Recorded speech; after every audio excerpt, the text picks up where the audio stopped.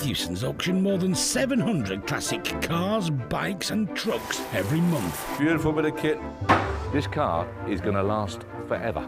At their garages in Yorkshire, our television crews have been trying to understand their business. They've been following us around for years, and from what I can see, they've learned very little. But that hasn't stopped us having a go at restoring our own historic vehicles. You should be doing something else. Put it somewhere safe.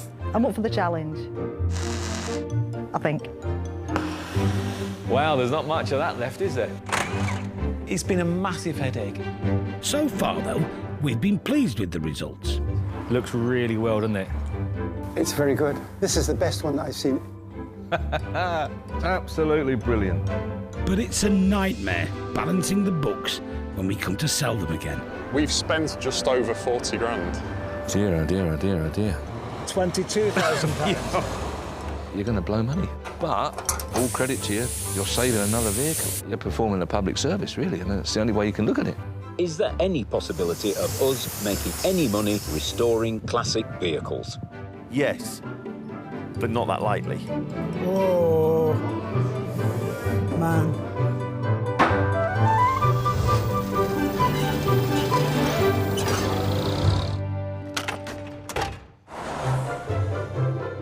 This week, a super rare Reliant undergoes an expert recommission, leaving no bolt unturned. Well, the wipers are faulty. The fuel gauge doesn't work, which is a bit of a worry. The inner headlamps need replacing. He does like to make a big list, Dave. Both of the door mirrors are held together with tape.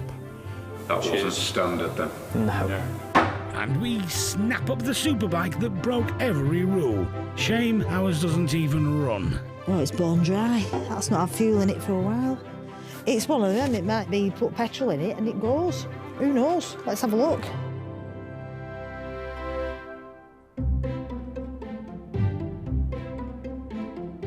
Mathewsons auction all sorts of classic vehicles. 26,000 N on the Escort. Some with roofs, some without. But it could be worse, couldn't it? It could be raining. Oh, it is. However, despite our distinctly non-convertible friendly weather, their popularity never seems to waver. We live in hope. That's all it boils down to. We live in hope. We've got this romantic idea of a convertible on a lovely sunny summer's day, and it don't happen because we don't get enough of it. Over here, for me, we don't have the climate for convertibles. I think they're a complete flop and a waste of time. Yeah, I don't mind a soft top. I'm lucky enough to have an Aston Martin convertible, aren't I? Do you get the top down much, though? No, messes me hair up. We thought we might test the water with something a little bit different, niche even. A Reliant Scimitar GTC.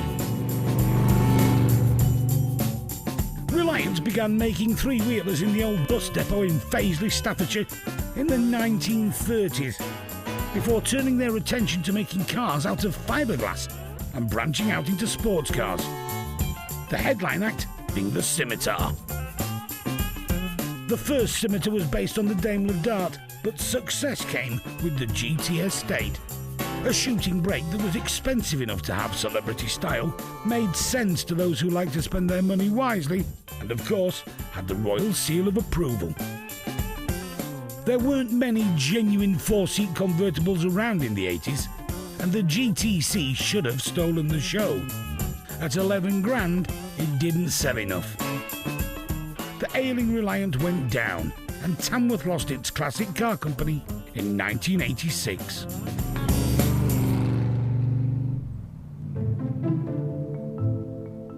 The fact of the matter is, this is a fabulous motor. Absolutely brilliant bit of kit. But it doesn't really fit, like I say, the bangers' criteria. Bangers only really buy stuff that wants a bucket load of work, a fortune spent on it, and there's a great big loss at the end of the day.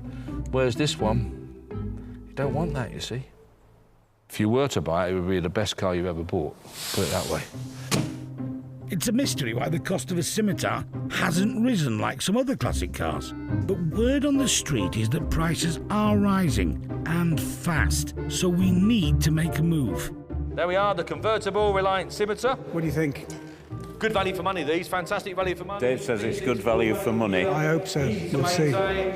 6,000. 6-1, 6-2. Still provision at 6-2, 6-3, 6-3. Oh, he's got a second wind. 6-4, 6-4, 5, 6-6, 6,006. Oh, no. 6,006, then. Are we all done now at 6-6? They're moving forward for the first, second, third and last time at 6-6. Whee! Oh, the Bangers and Cash team this time. There you go. Well done, guys. Thank you. I'm pleased with that. So, if you remember, a good many months ago, I did say to the team that every now and again, you'll slip up and make a profit. And I think this might be it. We think that was a compliment. However, the pressure is now on, and it's looking like the Scimitar needs a good fettle rather than a full-on restoration. So we thought we'd take it to Graham Walker in Chester.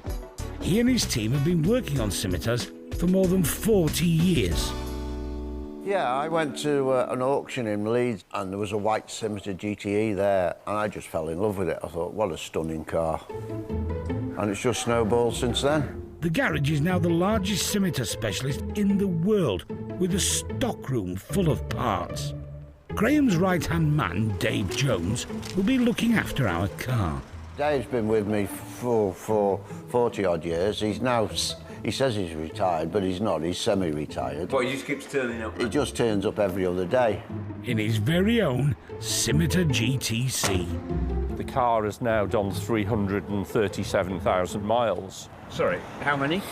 337,000 miles. It's on his 4th time around the clock. So you and Dave are literally part of the furniture. Yeah. We've probably got 80 years between us, haven't we, on Scimitars? So it looks like we came to the right place. A little bit that way. OK, now straight. Helping Dave out is Dan Lindop. OK. From the younger generation of Scimitar mechanics. Never seen one with gold wheels before. Oh, is that good or bad? They're normally polished, the wheels. I should get my head torch. It's been well under-sealed, shall I say.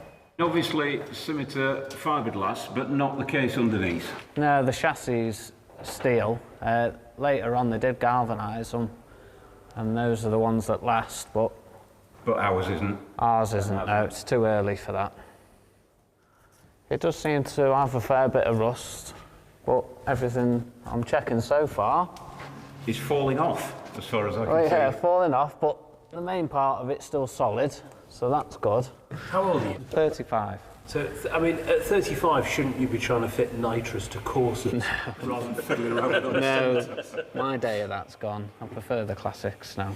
A classic car's got character to it. A new car, yes, they're faster and they go around corners better and they brake better, but yeah, you feel like you're driving an old car.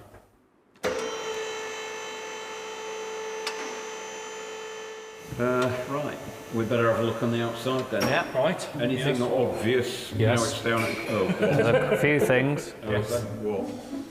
Both of the door mirrors are held together with tape. That wasn't standard then? No. The anti-burst catch there has seized, and that can cause difficulties closing the door and even difficulties opening it sometimes. But apart from that, it seems to shut okay. Oh, no, it won't open. Yeah, that happens. What have you done, Dave? He's broke it.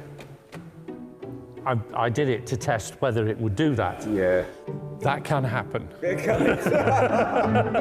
Indeed has to. It's... Yes. Oh, that's what the wheel used to look like. Yes. So we've got one correct wheel under there. One correct. So, oh, it's quite clean under here, isn't it? Yeah. And the screen wash bottle's got screen wash in it, Dave. Yes. That saved us 50p. Yeah. Initial impression? Very good. Yeah, it's a good car.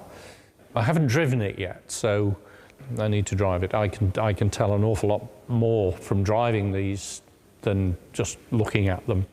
So far, so good. Let's hope Dave's drive out is an uneventful one.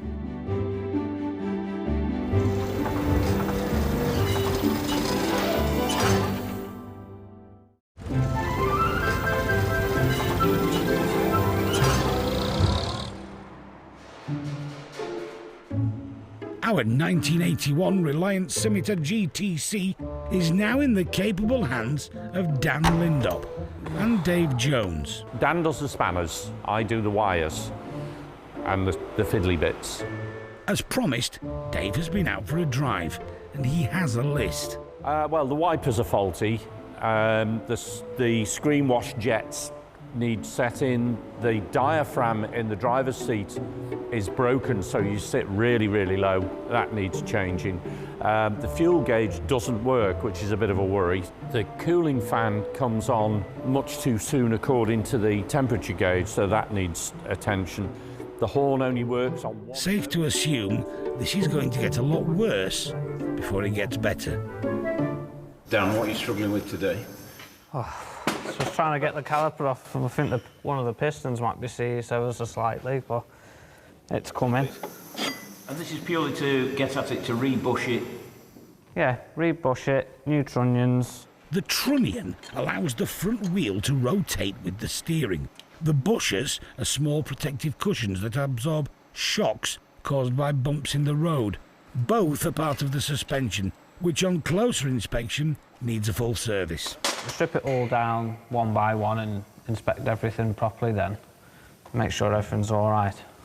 According to Dave's list, it's not all right. He does like to make a big list, Dave. The inner headlamps need replacing. There's a leaky pipe, air pipe in the driver's footwell which blows cold air on your leg. The heater needs... Dave, we're over the page. We're over the page. Oh, yes. The pedal rubbers are worn through on the brake pedal, so we'll put one on the clutch as well. Unfortunately, another thing Dave noticed on the test drive was a whiny axle. I didn't think you got your hands dirty, did? I try not to. You know what it's like. Can't cope. Oh, yeah. Which, after further investigation, means it has to be removed and refurbished. That's sort of the first thing you check on a classic car. You're listening for anyway when you're driving up the road. Is the diff noisy? The diff, or differential, is the system in the axle that allows the drive wheels to turn at different speeds, which is required when the car is turning a corner. And obviously, Dave found that it was noisy. Yeah. And wrote it on his list. I wrote it on his list. Looks like a blocked breather hole is responsible. It's there. Block solid. That should be a hole. The diff in the axle needs to breathe so it can work as it should. If the breather hole is blocked, pressure builds up and causes all sorts of problems. So ultimately, covering up a tiny little breather hole like that has cost us... a lot of money. Yeah. Good. Yes. Right, let's get this over and done with. We're sure that's not the last of our problems. Power steering belt's noisy. I'm not sure if it has a thermostat or not. There's extra wiring that needs tidying. The air cleaner is rubbing on the bonnet. That needs replacing. The steering column bushes need replacing top and bottom, and the boot light doesn't work, which it does now. I fixed it. So apart from that, Dave, it's all right? Well, what we do now is we do everything on this list, and then I go out again, make a new list. But some of them are just silly little tiny things that'll take 5 minutes, 10 minutes. But those silly little tiny things... They make the difference. All the difference. They make the difference. And people will notice that when they come to buy this car. Yes, yes. We've decided to stick with the 80s for our next project, but this time it's 2 wheels rather than 4. A game-changing, rule-breaking superbike is on our wish list, and Paul's found a cracker. Honda CBR, a very, very well-regarded, well-sought-after machine. This was all as a usable bit of flash, I think, weren't they? Perfect. A biking icon from the 80s that changed the way sports bikes were designed and built forever. But is it going to break the bank? Well, the thing is, you know, mid to late teens buys you a pretty good usable classic bike, doesn't it? You know, be it Honda, whatever else. So I would have thought up to a couple of grand. Sounds like this is the one for us. Lot 122, 1988, Honda CBR Right. 600. Here we go. Oh, these are good value for money. Submit it from the word go. Provisional, £3 grand, £3,000. Not a great start. Selling it provisionally from the word go. Are you all done then? £3,000. Submitting for the first, second, third, and 3-1. 3,100. 3,001. There you are, bought by a man who hasn't got a motorcycle licence. 3,100 down the way then, 3-1. 3,001. In fact, I doubt if he's got a fishing licence. 3,100 and going then. He's got a TV licence. 3,001 provisionally. 3,100 submitting. Seems as though we may have paid over the odds. If you want a bike, you've got to pay up, haven't you? But don't worry, we've got a plan. Our 1988 Honda CBR is heading across the Pennines. There's not much Lorna Winstanley doesn't know about Japanese bikes from the 70s and 80s. According to this 35,500 miles, it's not a stupid amount of miles. I mean, I've got an old CBR with 115 on the clock, and I've got another one with 90. So the mileage shouldn't be an issue. Lorna started riding bikes in the early 2000s and hasn't looked back, racing and working on them. First as a hobby, now as a full-time job. The Honda CBR was her very first racing bike. I do have a soft spot for them. If I could only have one bike, it would be the CBR 600. For its age, I would say it's average, just with what I can see. A scuff indicator, so it has been down on that side then, looking at that. We should also mention at this point that it's a non-runner. Well, yeah, that's about right. No, it's... I can't see there being any kind of catastrophic engine failure in there. It's Honda. You know, they're normally pretty bulletproof. So Lorna's happy. Until we tell her we paid over $3 grand. You're joking? Oh my God. Wow. Really? Yeah. If I was going out to buy a project for myself, I'd say between £800 and £1,000. 1,000 would be absolute. That's as much. And remember, it doesn't even start. Oh, it's bone dry. That's not had fuel in it for a while. It's one of them. It might be you put petrol in it and it goes. Who knows? Let's have a look. Unlikely, given our track record. Battery's all right. That's promising. Come on. Come on. It's going. But not on all 4 cylinders. Right, knock it off. Give it a couple of minutes. Right, we've got something pouring out the bottom here now. What's that? That's petrol. There could be a pipe disconnected or anything. So without going in there and having a look, I'm not really sure. But that's not good. We don't want to be setting fire to it. And so the dismantling begins. Yeah, clear. And a temporary fuel tank is connected. Pour that in there. Put it on life support. Not what we wanted to hear on day one. So that's just connecting to the main fuel inlet there. Turn fuel on. Oops, what's this? Right, fuel hose are split. Well, oh yeah, it's split big time there. Right, okay. Yeah. So it makes me wonder what the rest of the fuel lines are going to be like, if that's rock hard as well, the other one from the pump to the carbs. Not one to give up easily. So we'll go again. Lorna is going to spray a flammable liquid straight into the cylinders, which replaces the petrol.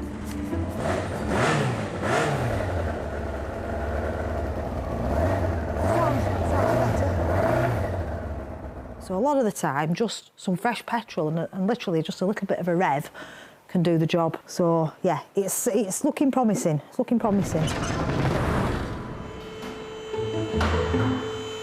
As for our Reliant Scimitar GTC, it's the centre of attention at Graham Walker's garage in Chester.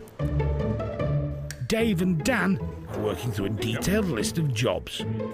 Some large, some small.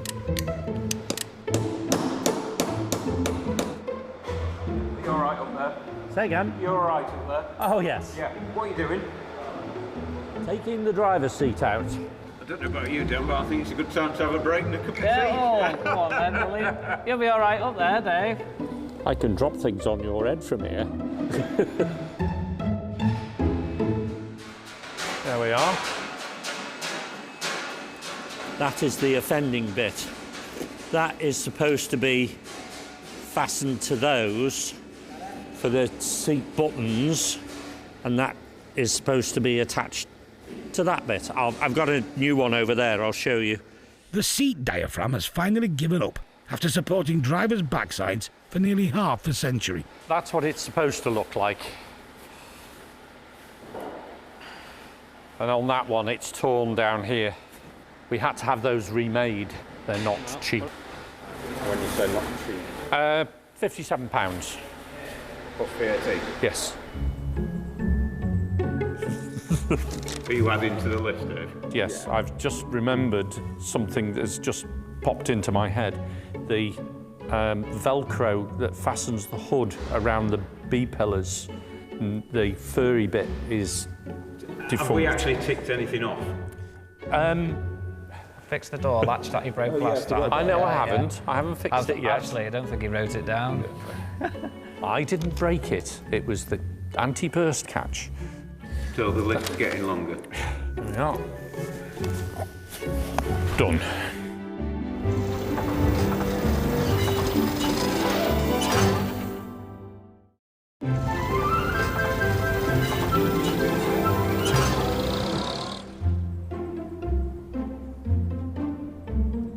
At Lorna's garage, our Honda CBR is in the process of being dismantled for a thorough service.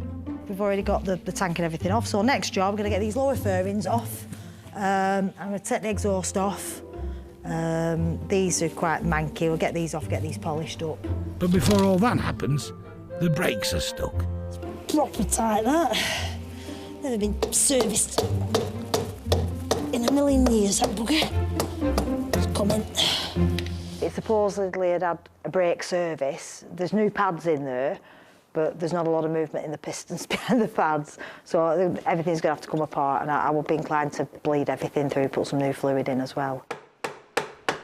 It's become clear the Honda hasn't been used for a number of years.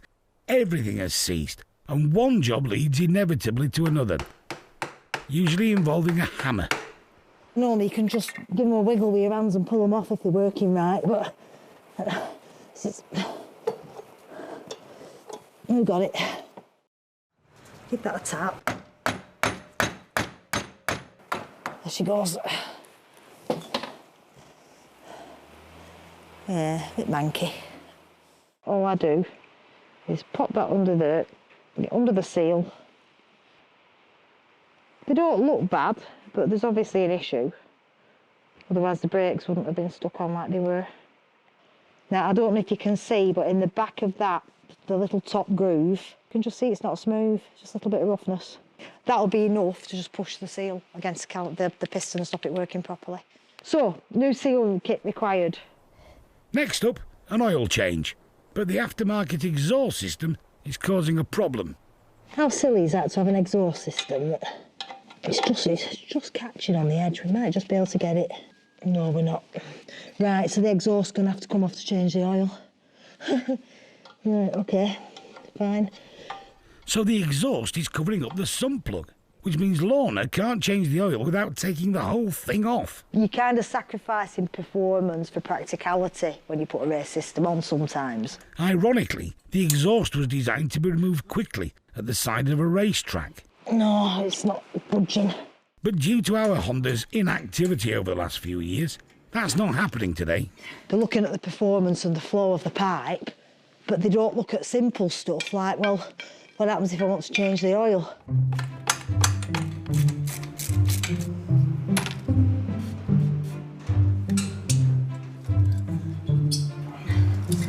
Off there.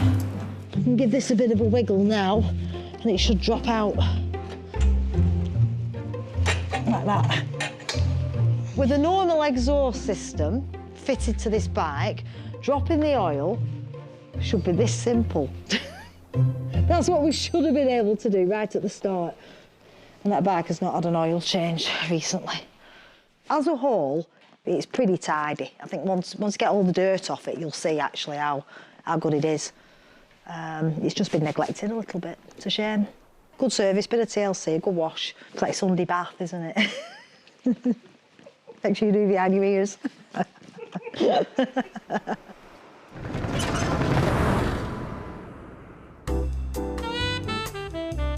back in Chester, they're having a break. You just come to make sure they're getting on with it, have you, Graham?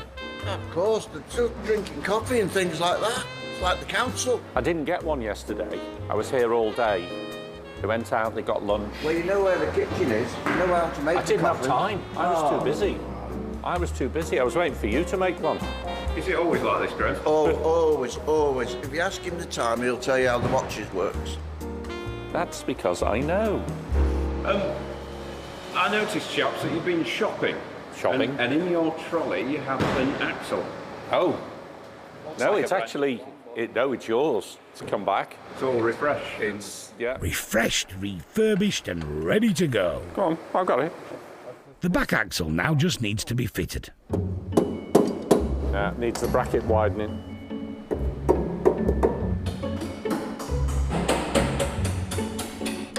But you know what they say, if at first you don't succeed, use a bigger hammer. Dave's there, stood with his arms crossed whilst I'm working away. I've just washed my hands. Oh, dear. Could have made a cup of tea whilst you were washing your hands. Keep it around, though. I haven't got the recipe. So Dave, and mostly Dan, have the back axle on. Very good. In. Next up, the driver's seat has arrived back from the trimmers. So he's replaced the piping, that skirt, and the diaphragm. So you don't fall out the bottom of the seat now? Don't fall out the bottom of the seat, and there's also a new sensor pad in there for the fasten seatbelt warning light, which now works. Before Dan fits the half shaft onto the rear axle, he's going to replace the bearings. Because after we've had the rear axle reconditioned, it would be daft not to change them. And this is one of the things of recommissioning a car, isn't it? It's you take something off, where do you stop? We might as well do this while it's in this state. It's like putting a new gearbox in a car and not changing the clutch. It's pointless, isn't it? So we spent whatever we spent on doing all the axle, so we might as well do that for a few quid. Exactly. And 5 minutes of your time.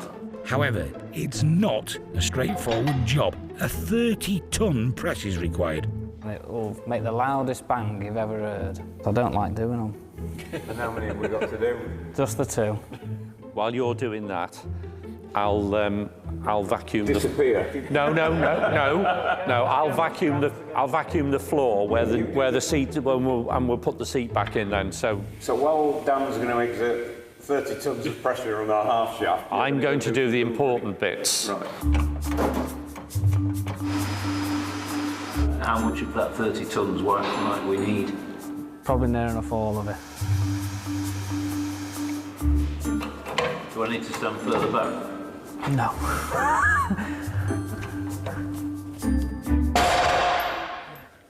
Good in that, isn't it? I don't like that. You don't just hear it, you feel it, don't you? But before Dan can get on with fitting the new bearings, he's going out of his way to help Dave with the driver's seat.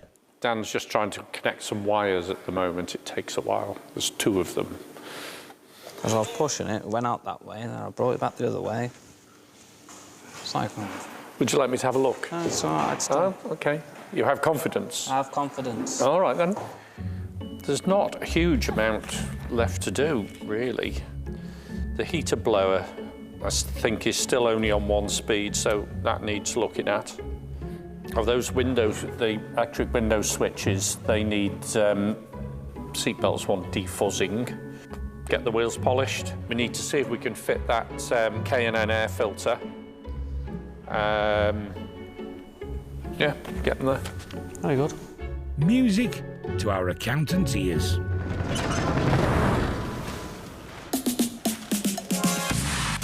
At Lorna's, our 1988 Honda CBR 600 has been painstakingly taken apart, cleaned, serviced and is now being put back together again, keeping it as original as we can. It's nice to have something that's blingy bling, but everybody just looks at it and thinks, oh, it's been restored, it's blingy bling. So I think if you can get the original parts and make them look almost new. That is the key. Thankfully, our fairings have fared well, which means they don't need replacing, and nor do the decals. Actually being able to repair, renovate, paint work, you know, fix little problems, make it look good while keeping it original. I think there's a bit more credibility in that. The sports exhaust has also come up well. This is perfect. So to actually have that in such good condition, the downpipes, apart from a little bit of surface rust, when I actually got all the dirt off them, they were really good underneath. Even though the micron is a little bit faded, that would have been a brighter red. It's there, it's complete, it's cleaned up really well. One part we were missing was a trim panel. Ah, fantastic. Looks like he's done us proud. They are quite rare. If the bikes were used for track days or even just on the road and you had an accident and fell over, it's that bit that takes the knock. They just break and then they get lost, and that will just slot in there and just covers the nastiness, really. That should just clip those lugs in first. There's a range of sort of positions, isn't there, for anybody repairing bikes? A range of positions? Yeah. When you're actually working on them? What position is this? This is kind of, well, if it were the Kama Sutra, it's probably page 4. It's kind of scrabbling round on your knees with your bum in the air. I'm really not happy with how that front's fitting. Right, there's a lot more wrong with it than what I initially thought. We'll put it that way. At least it works. Mechanically, it's sound. You know, it's had new bearings, it's had all calipers stripped and new seals and pistons polished up, you know. I kind of think you stand a couple of feet away and look at it and you think, does it look all right? And yeah, it does. It doesn't look so bad. So it's trying to make it usable and tidy and 100% safe. And we've done that. And I think we've done that. When I say we, you. Well, yeah, well, it's a joint effort, isn't it? You had to buy the bike. Which is where it all went wrong. That's where it really, went wrong, yeah. Let's see how wrong it went. The original purchase price, including tax and commission, was £3,379. Parts knocked us back £395. Labour cost us £1,880, bringing our total spend to £5,654. If we can turn a profit on that, it'll be nothing short of a miracle.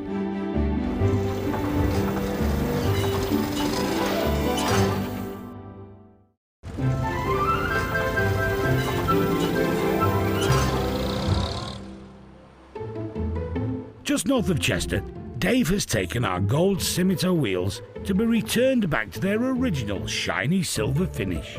Mike Hazelden is in charge and is quietly confident they will end up as good as new. Mainly with old wheels, it's just corrosion. They get a lot of build-up in the back of where the tyre sits and seals to the rim, so we'll concentrate on getting rid of any of that. Any pitting marks, the diamond cut machine will deal with that when they go through that process. Other than that, it's just anything cracks and buckles, which we check for, but these look quite clean on that way, really. So once the tyres are removed, the wheels are chemically stripped, which cleans off any tar, grease or muck. They are then aqua-blasted to remove paint or lacquer and prepare the surface for diamond cutting. This machine removes a wafer-thin layer from the surface of the alloy to create a highly polished, bare metal finish. So hopefully, by the time they come out of the process, they're going to be as good as new. They'll be as good as new, as if they'd left the factory. And that is exactly what we were looking for. And they always say, don't they, that the wheels finish the car off, really. And that's the first thing sometimes people look at, so the wheels make it stand out and give it that wow factor. Back at the garage, guess what? Dave's checking his list. I don't think there's anything left on the list at all. And the door opens. And the door's open. Yes, and the door's open, and look, see? Perfect. So what is this almost perfect GTC going to cost us? The original purchase price, including tax and commission, was £7,194. Parts and materials were £3,580. Labour cost us £5,760, bringing our total spend to £16,534. After Dave and Dan have finally ticked everything off the list, the Scimitar GTC is back at Mathewsons. I think it's lovely. Super, super condition. If it drives anywhere near as good as it looks, then I think someone's going to wind up with an extremely nice car. That said, we need to sell it for 16 grand just to break even. Generally speaking, I think it will surprise us. I do. But by surprising us, I mean it'll make 10, 12 grand. Because that is a surprise for a Scimitar. Whether it surprises enough to go and make 16,000 quid, I'm not sure. I hope so for you. It's doubtful, but I hope so.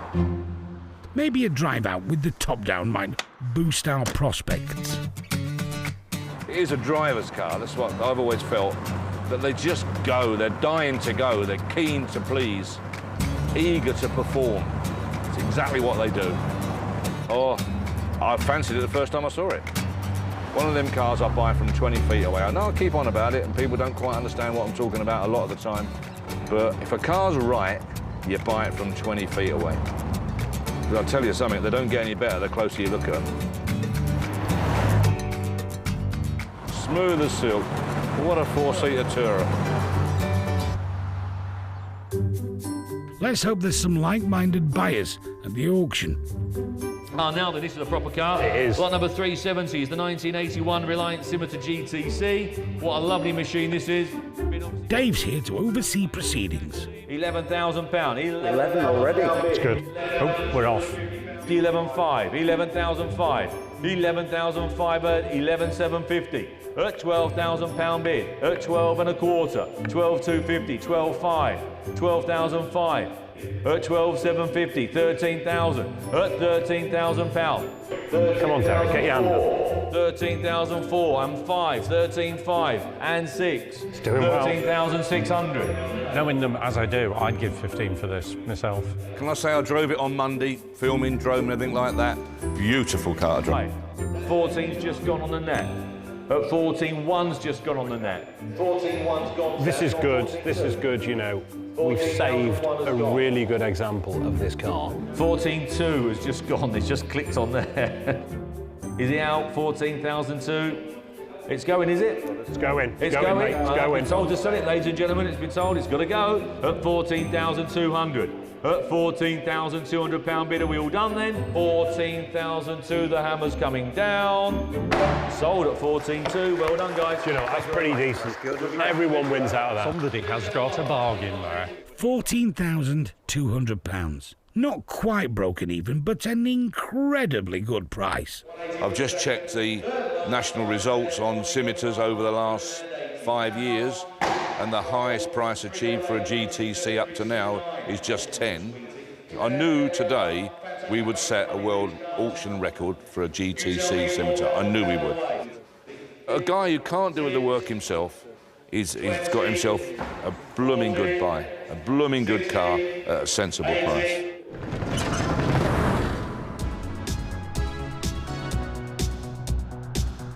Our Honda CBR has made it back across the Pennines, and we've come to see a man who knows.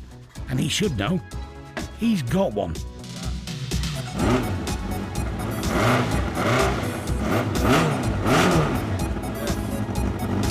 They rev these. Yeah, they're great. There's something about Honda, isn't there? I love my Hondas. Wheels have obviously been done. Looks lovely. Discs as well, by the looks of things, are they?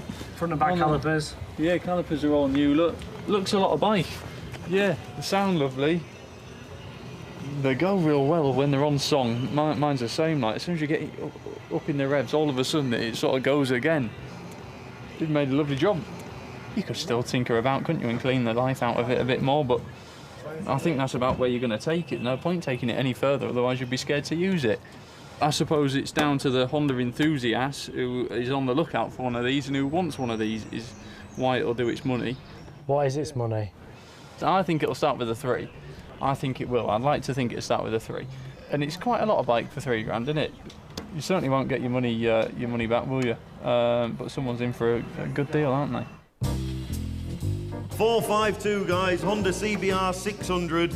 There we go. £1,000. Remember, We're in this for £5.5 grand. I don't think we're going to get that for it. £1,200. 1,300. Does he want 14? Yeah. 14 to Jordan. Good man. Jordan's telephone, 1,400. £1,500. I think it's going to get to 2, 3. It's on sale, £2,000. Must be the cheapest CBR. Oh, there you go. Well done, Paul. CBR 600. Come on. 2, 3, 2, 4. £2,400. £2,600. 2, 7. £2,800. We got 29. Doing well. £2,900. Cheapest bike of the day. We've got to wrap it up. £3,100 going once, going twice. Third and final. Staffordshire, you bought yourself a Honda. There you go, Gary Downing. Well done, brilliant, that's good. Yeah. Well done, well done. Someone's got a real good buy here, haven't they? It was a nice bike to start with, and you've improved upon it, and they're going to capitalise on that, aren't they? And it's an up-and-coming market, this. You know, this era of bike is really coming on song. So, yeah, you can't really go wrong. As for the Scimitar, well, 300 miles south, our GTC is enjoying a new lease of life near Portsmouth with Dean and his dad, John. And they know a thing or two about Scimitars. I went to school behind the factory where they were built. My dad worked in the factory, so he actually built them. It was fantastic. Everybody done the job and they made a great car. I thought, when I grow up, I'm going to own one of these. So this is my third Scimitar now. And each time I've sort of tried to buy a better model. But you're always looking for perfection as a classic car owner, in my opinion. But the problem with these cars is the doors, trying to align the doors, so... Oh, no. The two blokes that used to do that were brilliant. They knew the job. The door is sticking out at the bottom. No. Because the moulds are out. I'll tell you now, when they used to go out, they used to be perfect. Because the suspension has been rebuilt on this one, it drives absolutely lovely, faultless in fact. Yeah, generally I'm reasonably pleased with the car. Some work to do on it, but there's always work to do on a classic car. So I can remember as a child, my dad bringing the Scimitar home, putting his bags in the back, and then he took all the kids up and down the local road. I don't think we're supposed to tell Reliant that, but it doesn't matter, they don't exist anymore.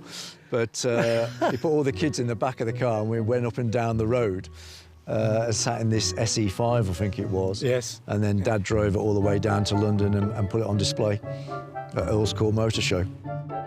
I just love the car, Just looking at it, it's fantastic. Really beautiful car.